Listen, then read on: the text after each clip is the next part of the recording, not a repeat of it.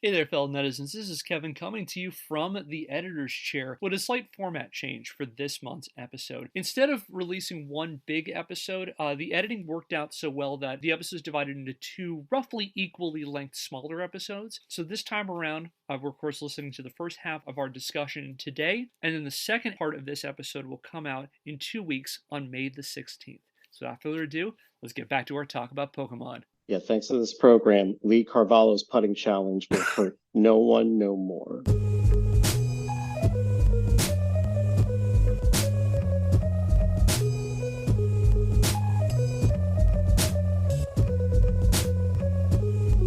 Hello, fellow netizens, and welcome to Scandalous Games, the show where we take a closer look at video game-related controversies. I'm Kevin Impellizeri, and I do the research and share a story of a video game-related controversy to my friends. Hi, I'm Phil Thomas, and you can consider me a video game newbie. I'm Andy Hunter, a longtime gamer and a longtime Pokemon fan. I'm Kate. I develop software for a living, but not of the pocket monster variety. And today we are going to pick up our conversation that we started last time on the idea of Pokemon-related fan projects, which, as we learned last time, are fan-developed games that borrow, repurpose, or otherwise adopt the mechanics and visual style of a mainline Pokemon game. And these projects fall into one of two broad categories. Those are ROM hacks and fan games. Last time, we took a deep dive into Pokemon ROM hacks, studying their history and addressing the sheer amount of work that goes into, for example, making a hack of Pokemon Blue where all the text is replaced with swears, or a version of Pokemon Ruby where you battle undead hordes, or a version of Pokemon Fire Red loaded with a whole bunch of 4chan memes. Today, we're going to examine Pokemon fan games, address the motivations behind Pokemon fan-related projects as a whole, and then attempt to answer the question of whether or not these projects are legal. However, before I do that, I wanted to call attention to an entertaining Pokemon-related source that I came across while researching a different episode. One that was, number one, way too juicy to ignore, and number two, didn't really fit into its own episode, so I'm going to do it here. So as we covered last time, Pokemon quickly became a pop culture phenomenon, conquering Japan following its 1996 release and expanding its reach to the West in the years to follow. Its presence was definitely a source of excitement for many people, and I feel like I'd include many of us here talking on this show today among them. However, that isn't to say Pokemon attracted universal appeal, and the handheld monster catching and battling game had its fair share of critics, one of whom was Helga Zepp LaRouche of the Schiller Institute. Has anybody heard that name, Helga Zepp LaRouche? I've heard of Lyndon LaRouche. Any relation? That's his wife. Okay, that makes a lot of sense. Lyndon LaRouche is the person who thought that all the world's problems could be solved by a giant magnetic bullet train that encircles the Earth, right? And they suck all the problems onto it? Is that how that would work? I think it's either the problems are on the train or the solutions are on the train. So they're throwing the solutions out to the world like a weird Polar Express situation. Okay. I think in actuality, it probably would be closer to Snowpiercer.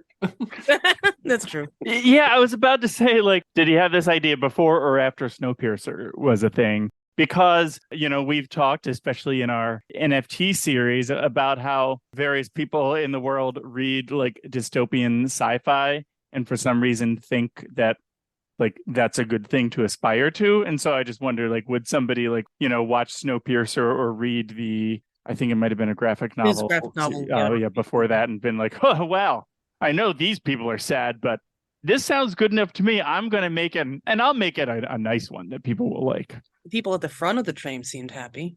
If I get to be at the front of the train, that'll be good. I had never heard the train thing related to Lyndon LaRouche. The train thing is kind of a shorthand. Mm-hmm. Some of my friends and I used to use to describe how weird the Lyndon LaRouche people are. What I can tell you for a fact is that I got on their mailing list when I was in college and I had to change my phone number. That's incredible. They were totally out of control. So I'm assuming that Lyndon LaRouche's wife was also out of control in some way. So yeah, Lyndon's hard to pin down politically. He also lived an obscene amount of time. He only died in 2019. He lived to see Snowpiercer. So Lyndon LaRouche was a, let's say, complicated political figure who was sort of a renowned proponent of various wild conspiracy theories that kind of borrowed both from conspiracies on the far left and the far right, although for the most part, he and his followers are fascists. He had like these weird conspiracies about how like the Queen of England was like perpetuating like a drug cartel, and like he's weird. And Helga's also weird. And the Schiller Institute was her organization, and they're still around. They go into a lot of like weird economic conspiracies, which don't make much sense to me. Other fun things about Lyndon LaRouche: he also went to prison for fraud for a while. He ran for president 8 times, I believe at least once or twice while in prison. So he was a wild person. And he and Helga had developed some really strong opinions about Pokemon. So going back to Helga, again, her Schiller Institute, it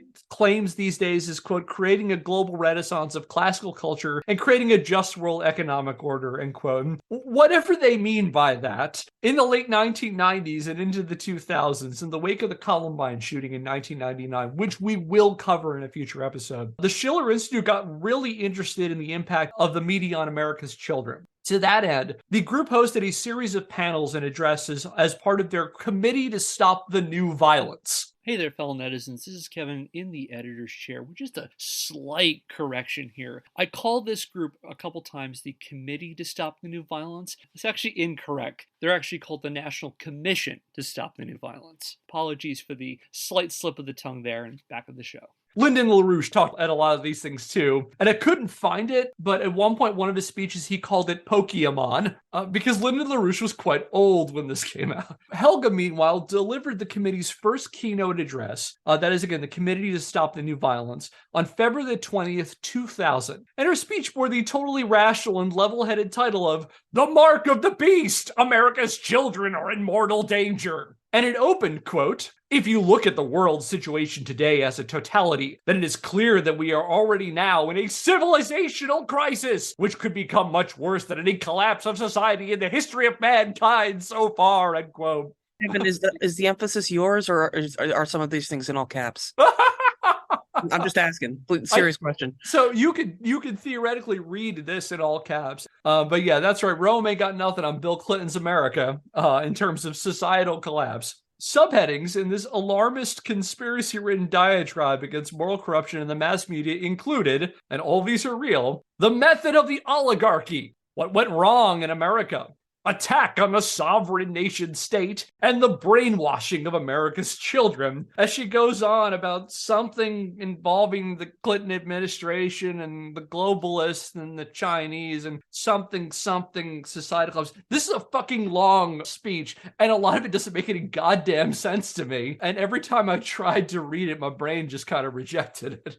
I was just thinking, which is when you were saying about how, like, most of it doesn't make much sense. Just like when you're speaking to an audience that already is primed to like agree with what you say, you kind of don't need to make sense as long as you every so often throw out the right buzzword, like something, globalist, something, build a wall, something, etc. So yeah, it's possible she's just playing the hits here. In any case, among her many grievances included a lengthy, rambling, and at times wildly incoherent rant about those nasty pocket monsters in a section titled... Did she actually call them pocket monsters, please? Yes, she does call them at one point. Okay, well, a stop clock is right twice a day at least. In a section titled The Cult of Pokemon, she denounced the games as, quote, in the truest sense of the word, a bug which is infesting the minds of millions of children in America, end quote. This involves a lengthy account of LaRouche allegedly going to a Pokemon-related event at a DC area mall that included kiosks where you could play Pokemon Stadium on the Nintendo 64. Is everyone familiar with Pokemon Stadium? I assume the Pokemon heck fans yeah. are. Yeah. So anyone want to explain it for Phil what Pokemon Stadium is?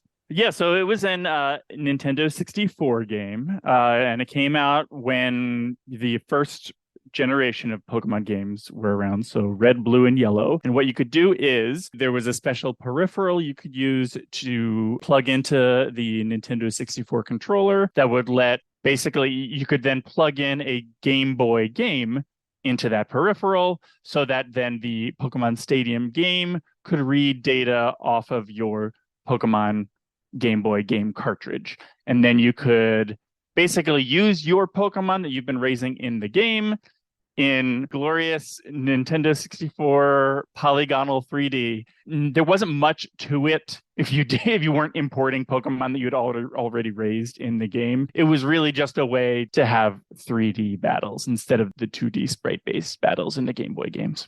I remember I imported my Pokemon Yellow, and I think I don't know if you call this really an Easter egg, but one special thing with if you imported the Pikachu from Yellow, who's your starter in Yellow, when it goes on the battlefield, instead of because none of them talk in the game, if memory serves, really, they would just make like roaring noises. Pikachu actually would say Pikachu, but only the one if you imported it from the Yellow game. Otherwise, if you like got a rental one, because you could rent Pokemon also if you didn't have one of the games, or if you just wanted to try out different Pokemon and have battles against one another, that it was just regular sounds. Yeah, it basically Stadium just like boiled the whole experience down to the battles, like none of the RPG elements, and it was just you played it in 3D. It was pretty rad when you played it in 2000 when it came out, but this was a pretty big deal. And I remember I believe there were a series of events leading up to its release where they did like tours to like local malls where kids could try the game out before it came out. I know I never went to one of those, but I do remember going into like department stores and playing it, and people were bowled over by this because the Game Boy is just like pixels and sprites. And bearing in mind, it's polygons from 2000, so there's that. But like, you imagine what people have seen in Pokemon in the Game Boy versus actually seeing it in like full 3D. I remember this game I played. Oh yeah, this blew my mind when I played it the first time. Yeah, it was a pretty big deal when it came out. But yeah, so anyway, the 51-year-old LaRouche, and I cannot emphasize this enough that she's a 51-year-old woman going to this event for children, relate her harrowing ordeal of both hearing a child talk about Pokemon and then waiting in line to eventually place Pokemon Stadium against a 6-year-old. And I'm going to read through parts of this, but feel free to interject. Here we go. Quote, "A couple of weeks ago, I got accidentally into a discussion with a little boy of 6 years old who told me for the first time about Pokemon. I had never heard of it. And he was a very nice little boy, a very bright kid, and he was bubbling over. Pokemon this, Pokemon that. So after half an hour of conversation, I was absolutely horrified about the set of values this little boy had adopted in the context of the Pokemon fever. For example, fighting is good because you have more power to smash your enemy. Here we go. You have to smash the poor because the poor will become robbers and kill you, and therefore you have to kill them and things like that. The little boy was just saying these things, no sign of compassion, and the most unbelievable prejudices. I was completely shocked, and that actually was the beginning of this project, which I'm presenting to you today." If I can interject, I once got stuck in line at a very long line at a craft store behind a woman and her 4-year-old son who told me all about silly bands for as long as we were, those little rubber bands that look like, I don't know, animals and little shapes and whatever. He just told me the entire time we were in line, which felt like half an hour, about them in excruciating detail about like, it can be this color, they can be that color, they can come like animals and they can be farm animals and they can be this thing or that, but you have to be 5. Clearly his mother didn't want him to have these and had told him you have to be 5 for silly bands. And I bring this up just because, as adorable as it sounds in hindsight, it was kind of torture. And if I had been able to put out some legislation to ban silly bands after that, I might have. And I might have embellished a little bit there as well. I don't know why you didn't go on a speaking tour about it, Kate. I mean, it sounds like it worked well for Mrs. LaRouche. You missed a real opportunity. I could have gotten rid of all the silly bands that are now in landfills, so that would be fun. So yeah, so that's her starting point, and now she tries to get to the bottom of this. So going back to Helga LaRouche. Oh, now she's going to get unreasonable. Now she's going to get to the bottom of this. Quote, "I tried to find out what this Pokemon was, and I was clueless, like all adults. I asked everybody. Nobody knew. So I saw an advertisement in the Washington Post about a so-called Pokemon tournament in a mall near Washington. This, again, that event I was talking about, that series. So I took one Sunday afternoon and went there, and what was there was a huge display. I mean, since all malls in America are the same, you can imagine. It went from Sears all the way to Hecht's, and Hecht's was a mid-Atlantic department store that went out of business in 2006. So Hecht's? Hecht's, Hecht, Hecht. Sorry. Okay. I thought it was like a hex, like that's where the mark of the beast. Well, that's what I was gonna say. That should be what you're worried about. So here we go, back to Helga LaRouche. So it started in front of Sears in the middle inner aisle, and there was a big table, a display, where children were playing so-called Pokemon cards. It's a question. You can have more powerful cards. There are actually 150 Pokemons. There's an unbelievably aggressive marketing strategy behind the tournament. The sales team is going to 20 American cities, inviting thousands and thousands of children to play in a tournament, get their name posted. It's a whole inner world.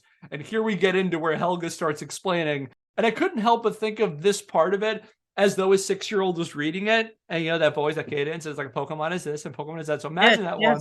It was the silly band's voice, yes. So imagine that while I'm reading this part. Quote, there are actually 150 Pokemons. Pokemon is the short form of pocket monster, and these different pocket monsters have different powers. So you can play a newer game called a stadium game, where they have a big screen and 20 smaller screens, and mesmerize little children and their parents are playing this. The idea is you pick 6 Pokemons and you have 4 fighting techniques. I asked some of the little girls and boys standing in line waiting to play this, why do you like this game? And they said, because they're fighting.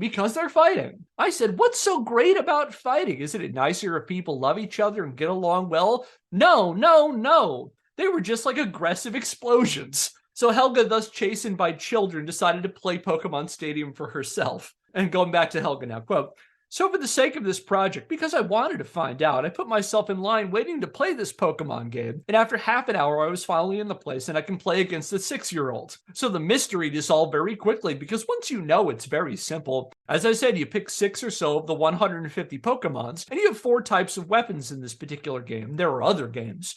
And then you can attack your opponent either through fire, you throw fire at them, or electricity, lightning, or you destroy them through seismic shock. And eventually you outdo your opponent. It's totally mechanistic. There's no way to influence this game other than this mechanistic pushing of the buttons. No creativity, no cognition. It's less than a Pavlovian dog because the Pavlovian dog at least gets something to eat in the beginning, end quote. And I can't help but think that the 6-year-old probably swept her.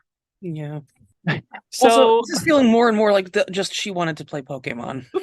I wonder if it's just that she just basically would have disliked any video game she decided to pay enough attention to, and it's just Pokemon was what was very popular and what drew her attention, because any video game is basically you push buttons and that's how you influence the game. You can't do anything other than push buttons if you want to influence a video game. So the idea of getting worked up is like, this book had no means of interaction other than turning the pages. What a total way to degrade somebody's mind. But you hand them paper and things are written on it, and the only way you have to interact with it is turn the pages. That's not true. Did you try throwing it? The other thing that she objected to earlier was like the aggressive marketing, and it's basically just designed to sell these things and like sell the games and the cards and stuff. Nobody tell her about Transformers or G.I. Joe or any of those that are literally designed to sell. Like, that's not a new concept. That's or the entire like fact that like a makeup industry exists. Or I mean, it's not only kids that are heavily marketed to believe that they need a certain thing. I will interject there and say that the LaRouches do believe at this point that Hasbro and other toy companies are involved in a vast conspiracy to weaponize children through all of those means you just described. Does it always come back to the Illuminati? I'm just curious. No, it's not always the Illuminati. Sometimes it's the Jews. Potato. I could also do another version of that joke. Sometimes it's the globalists, as they call them in this. Okay, so again, she's complaining about pressing buttons and the whole thing's mechanistic. And so then what is to be done about these Pokemon who are teaching our kids to set out and battle with their electric mice and whatnot? Well, fortunately, Helga Zepp LaRouche identified a hero in the trenches whom we should aspire to emulate in this concern for Pokemon. See if you can guess who. I think you'll be pleasantly surprised. Going back to Helga, quote, now as everybody knows, the minds of children are completely impressionable because children learn primarily through imitation and through play. But what is there here to imitate? Aggression. What is completely lacking? Love, compassion, joy, beauty. The play is completely mechanistic. It is exactly what Norbert Wiener poses as a task in his book Cybernetics, that one has to find a neurological mechanism matching the theory of John Locke about the association of thought based on sensuous experience. Don't ask me. I don't know what the fuck she's talking about either. Now in Pokemon, there is no discovery. There is no hypothesis, no creativity, no soul, no cognition. Pokemon is the dream eater, which sucks the soul out of the child and turns into a potential little killing machine. Ironically, there is a Pokemon move called Dream Eater, but, like any sophisticated marketing machine, it only works if the target is asleep. Also, I'm pretty sure that Killing Machine is too many characters for a Pokemon name, but if it's not, I'm going to name it that. The next one I catch. That's actually a reference to earlier in that she watched one episode of the Pokemon anime, and it was an episode with a Haunter using Dream Eater. So that's where she knows that from. So she's pulling something from Pokemon, which I do appreciate. She's trying to engage with the material with this insanity. Yeah, I have a quick question. You'd said there was a hero who's gonna. Oh, we're getting to them. Okay, We're getting to them. All right, so for what the next part of this is, I need to give a very, very little bit of context and small, brief content alert for a brief talk about school shootings. On December the 1st, 1997, there was a shooting at Heath High School in West Paducah, Kentucky, where a 14-year-old went to school and opened fire at a prayer group meeting before class and killed a few students and injured a bunch of others. And it became a big lightning rod in terms of discussions over video game violence. And was one of the big ones people referred to before Columbine. So keep that in the back of your mind. So she mentions the Heath High School shooting, and she adds, quote, "The parents of the 3 dead girls from the Paducah killing have sued the following video game and movie companies: id Software, GT Interactive Software, Midway Home Entertainment, Atari Corporation, Interplay Production, Nintendo of America, Adavision," I'm pretty sure she means Activision, Hepcom Entertainment, Sony International, Interactive Studios of America, Eidos Interactive, and 8 more companies. And the following movie producers: Time Warner, Polygram Film Entertainment, Island Pictures, Palm Pictures, New Line Cinema, and 2 internet providers. Now, I think this is a good list for starters, and we should add the ones which are not yet on that. Here we go. Jack Thompson, one of the lawyers representing the parents, declared, "We need a nuclear war against these people." And I agree. Thompson is also working with teachers, parents, and students at a school in Flint, Michigan, in a project to pay children to turn in their violent video games to be destroyed. I propose that example be repeated throughout the United States and all over the world, because a truly satanic oligarchy has declared war against our children. Let's declare war against them. Well, Andy, to your point, they're just using a lot of the same buzzwords again, the two of them. Yeah. Also, the idea. This is like a total sidebar thing, but they mentioned we should, have kids bringing in their violent video games so they can be dismantled. Reminded me of how, governments try to have gun buyback programs to get guns off the streets, and just made me think, is GameStop actually just a cover for groups that want to get video games off the streets? Oh, yeah, we'll buy back your old video game. I also can't help but think that in a lot of gun buyback programs, what ends up happening is that people will turn in like the shittiest broken guns they have, and so like get some money for like old guns they couldn't sell. And so I wonder if in a game buyback program, is it like all those Barbie horse adventures and all those really bad games that people like got for Christmas from their grandparents because they didn't know any better? Excuse me. Barbie's Horse Adventure is a masterpiece. Come on. Yeah, they're gonna we're gonna put them in the landfill, or in the desert rather, next to all the ET cartridges. Yeah. Yeah, thanks to this program, Lee Carvalho's putting challenge will hurt no one no more. I'm thinking about that Cold Stone Creamery shuffleware for the Wii U. Wait, hold on. I have to hear about this. What about Cold Stone Creamery? So Cold Stone Creamery, the ice cream shop, there was a video game for the Wii. I think it was just for the Wii, not for the Wii U. I was looking it up. That basically you have to serve ice cream aggressively. There's like 4 or 5 mini games. I think the Game Grumps did an episode on it, and it looks infuriating. I'm not going to say it looks bad. It's just like the motions are like really finicky and terrible, and it's just like I'm smarter than this. I'm going to best this game. Yeah, it just anything that just ties into, again, talking about targeted advertising. It's just designed to sell ice cream, I guess. It is called Cold Stone Creamery. Scoop it up, and it's for the Wii. And how much is it going for on eBay? Just I'm looking at it. Pay you to take this away.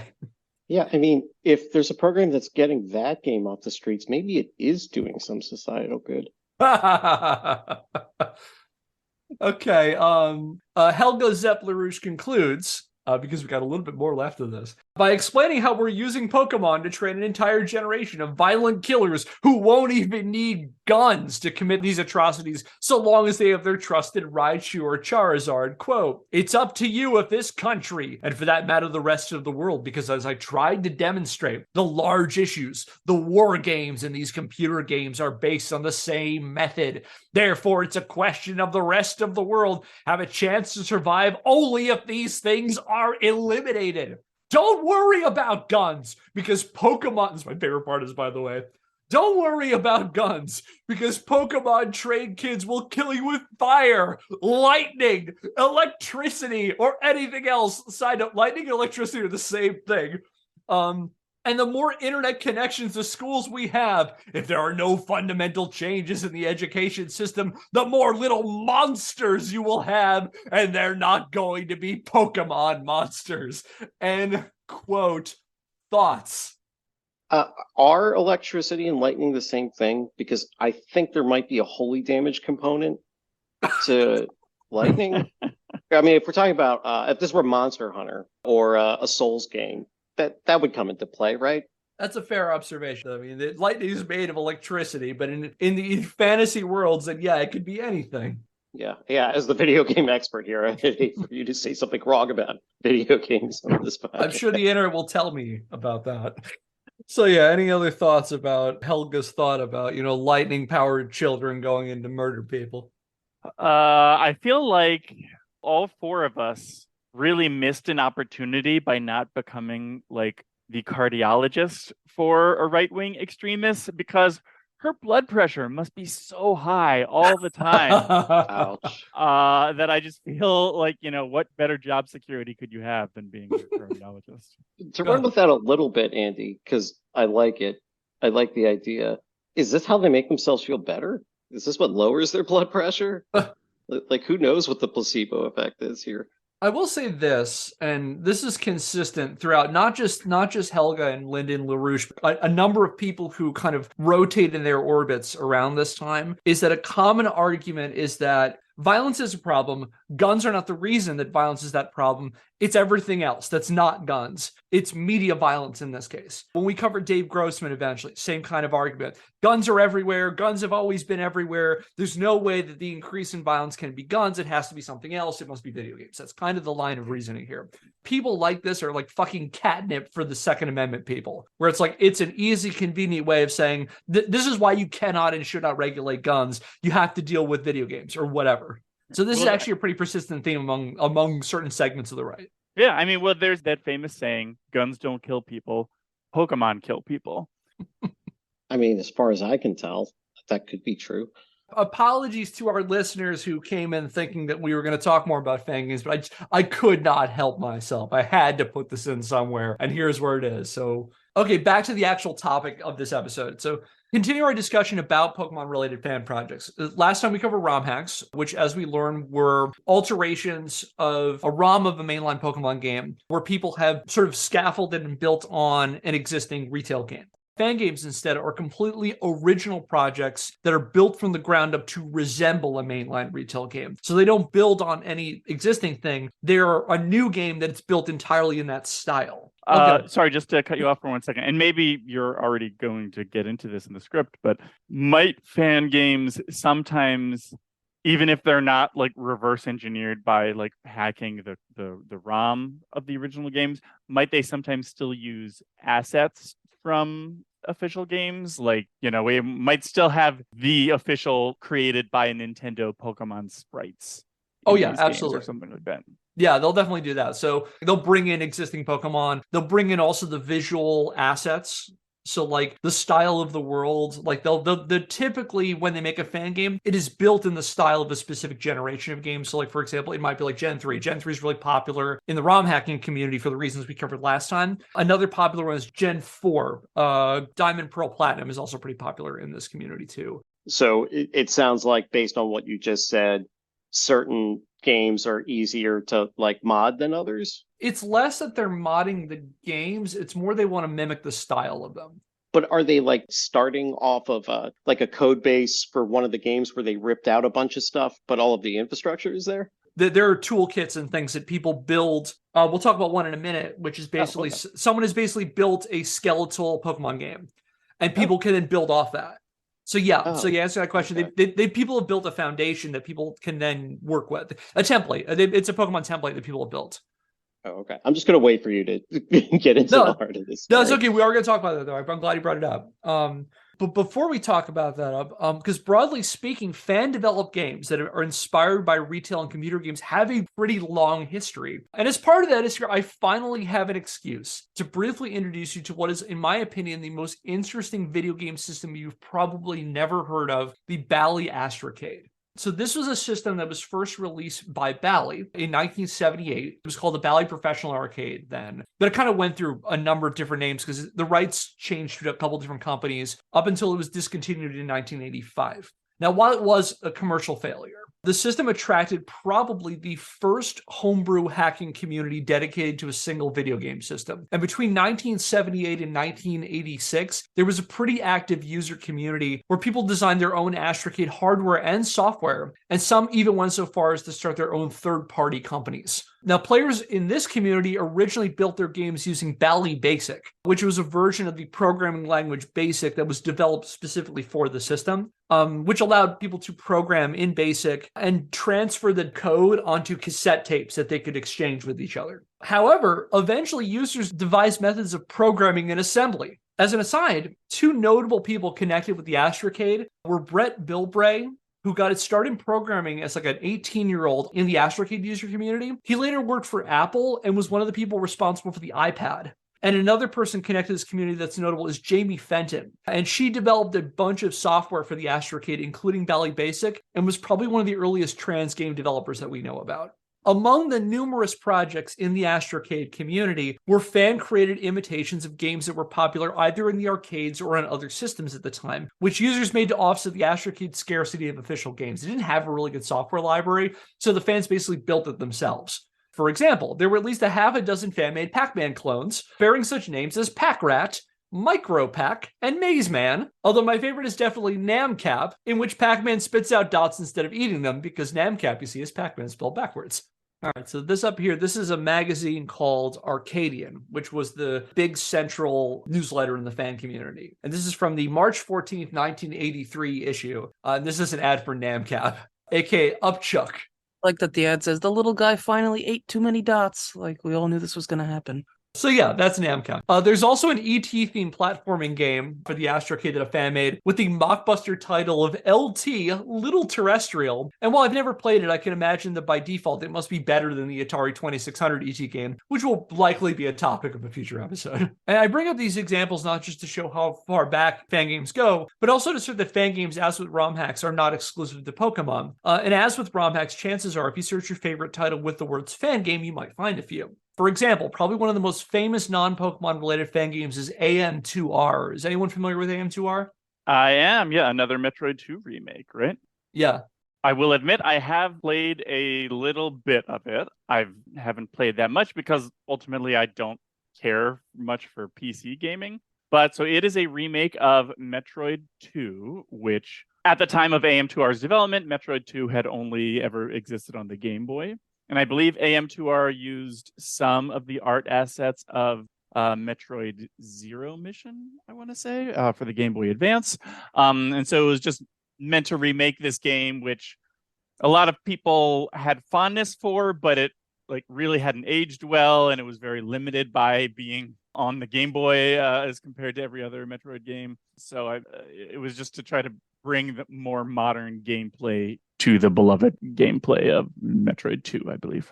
Yeah, that's a great description of it. So this was primarily developed by one person, Milton Guasti, aka Dr. MS64. And it's a remake of the 1991 Game Boy game, Metroid 2: The Return of Samus, in the style of Super Metroid, complete with upgraded graphics and sound, some improved boss fights, and a fully remixed and, in my opinion, dope as hell soundtrack. It was reportedly in the works for about a decade. And Guasti put out AM2R on August the 6th, 2016, and it immediately attracted a lot of attention from both gamers and the gaming press, and maybe a little too much attention, as we'll cover in our next episode. Another notable example is Streets of Rage Remake. Streets of Rage Remake is an updated version of the Streets of Rage series that was released in 2011 by a fan called Bomberlink, which added new stages, characters, and remixed tracks from the first three Streets of Rage games. But again, there were lots of these types of projects online.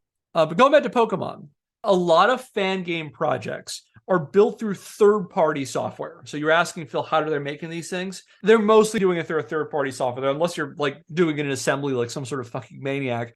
For the rest of us, the most popular platform for developing Pokemon fan games is RPG Maker, especially RPG Maker XP.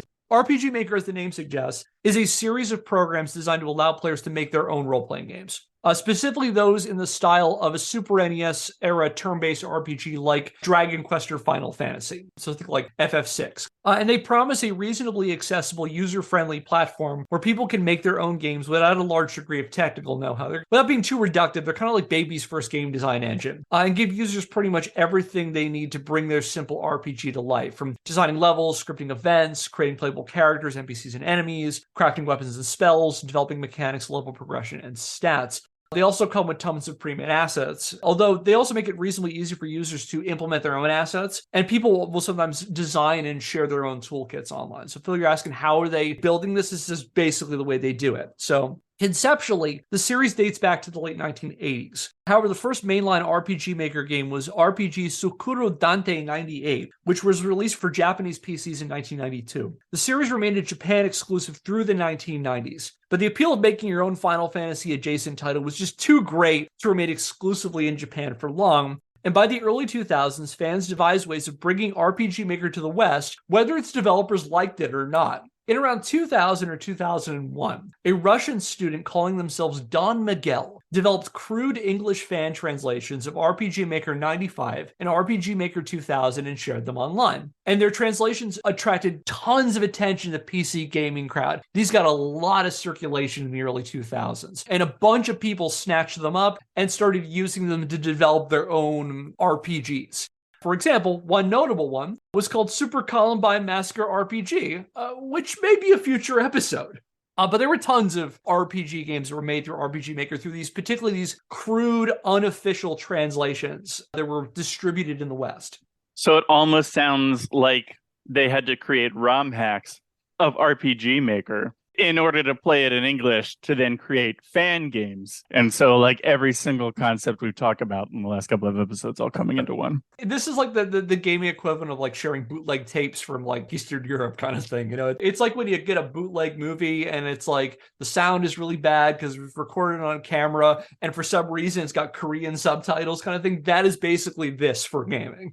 And one of those would-be RPG makers was your humble historian. I played around a little bit with RPG Maker 2000 during my senior year of high school, which was in about 2001, 2002. So it was around the time when this was circulating. And I found a copy of Don Miguel's fan translation, and I got an asset package online from somewhere else, subjecting my parents' computer to God knows what kinds of malware and viruses. And I actually did start trying to design my own RPG, which was an Earthbound style RPG, where all the characters were kind of sprite designs of Earthbound. And the goal was me and my friends just trying to battle our way through our school. I was going to say, and it starred a young boy named Kevin. It did, actually.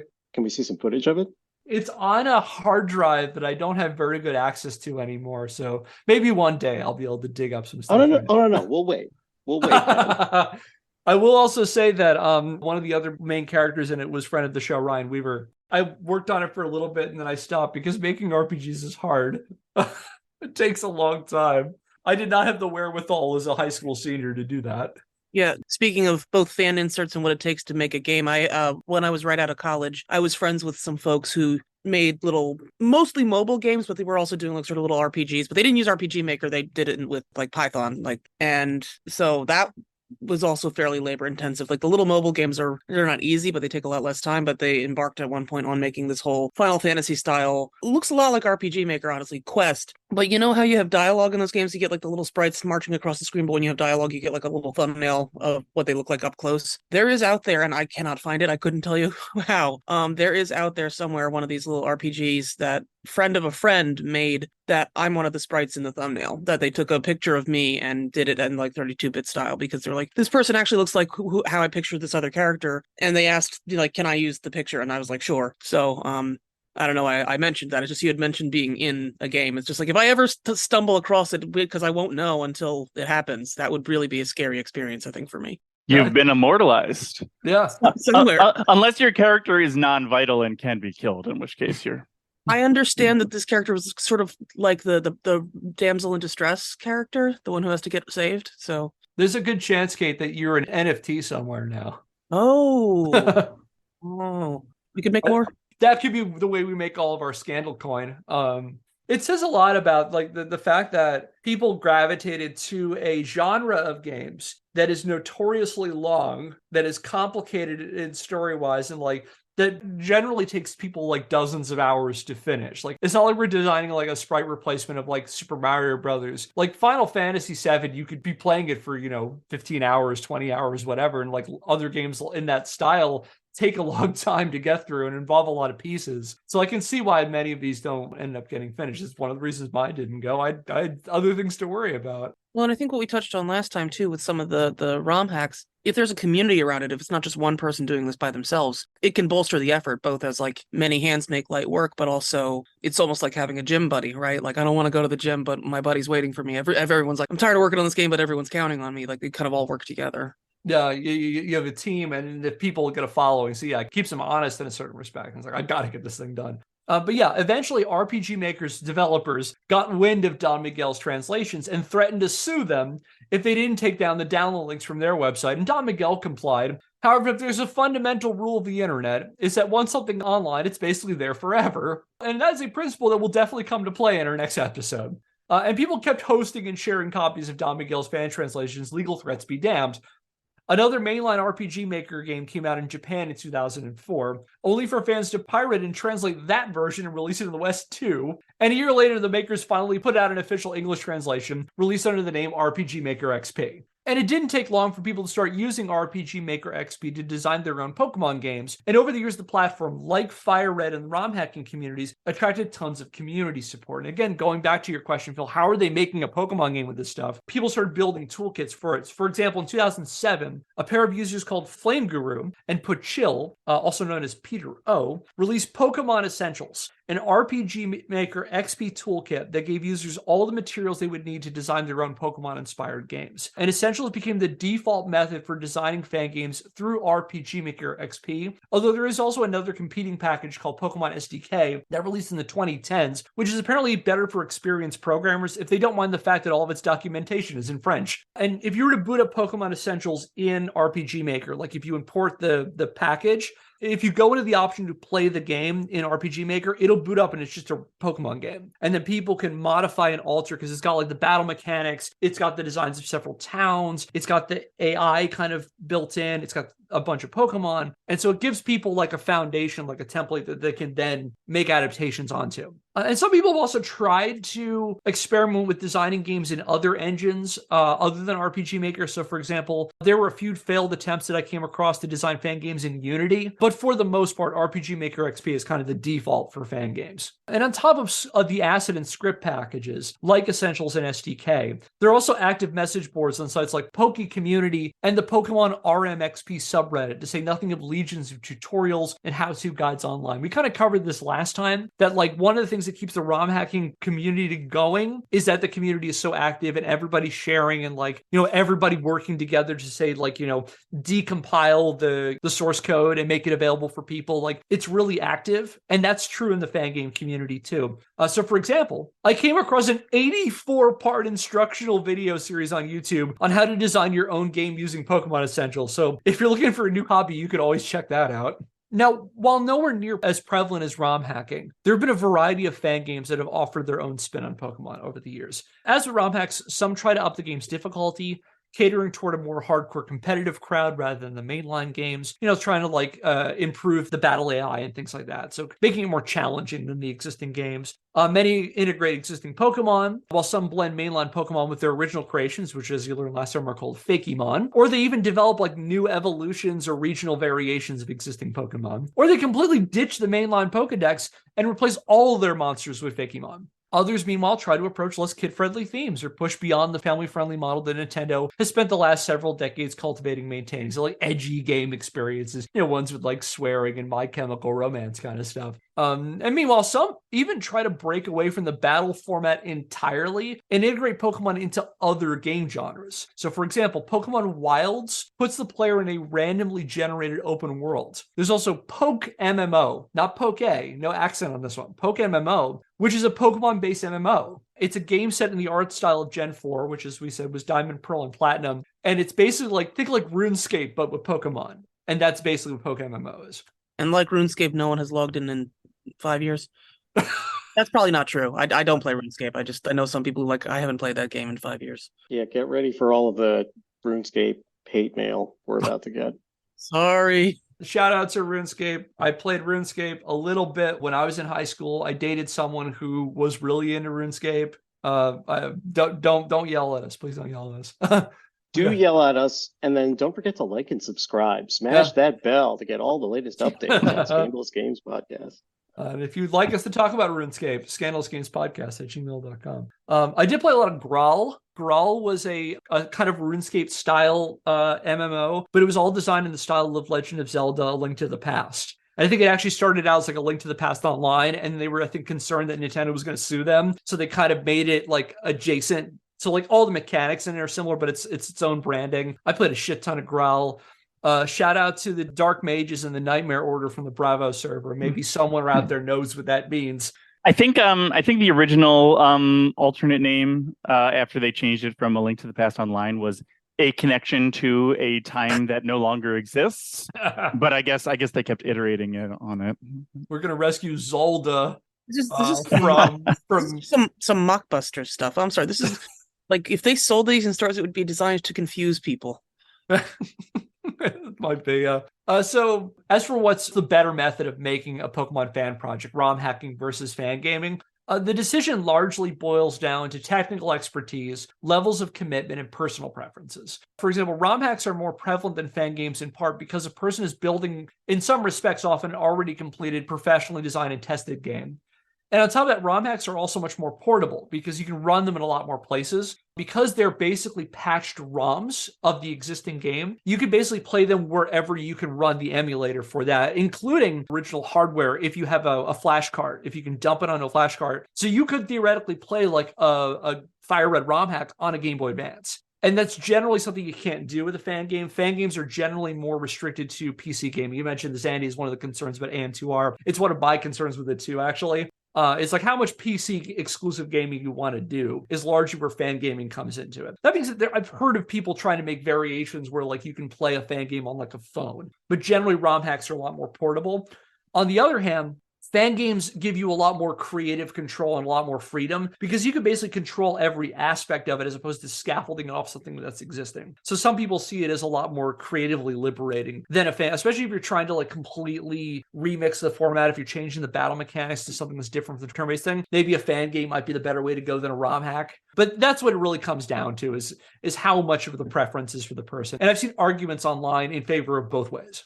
And with that, it's back to me here in the editor's chair. I hope you enjoyed today's episode, and next time we'll pick up this discussion again about Pokemon fan games and ROM hacks to talk about the motivations behind it and the really, really big question that's the hinge of this particular controversy.